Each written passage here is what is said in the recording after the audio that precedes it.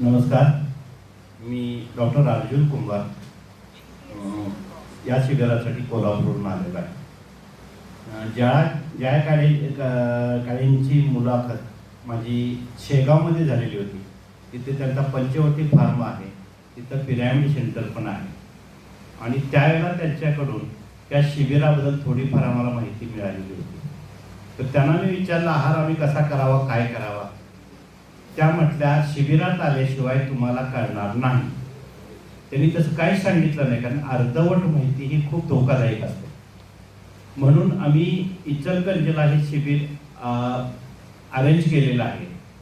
Mister विजय Sony आणि Lions rotary club, प्रोबेस club यांच्या माध्यमातून हे शिबिर इथे इचलकरंजीला आयोजित केलेले आहे।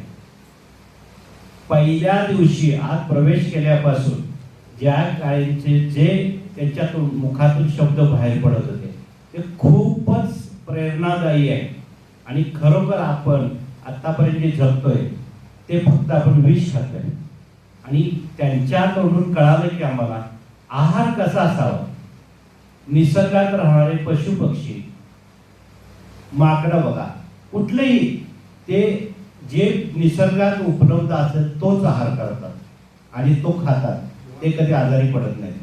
फक्त मनुष्य असा एक प्राणी आहे की तो त्या निसर्गात तयार होणाऱ्या पदार्थांना वेगवेगळ्या प्रकारे शिजवतो, भाजतो, उकडतो आणि त्यातले सत्व कमी होत जातात आणि तो आपल्या शरीराला अपायकारकच तो आहार असतो।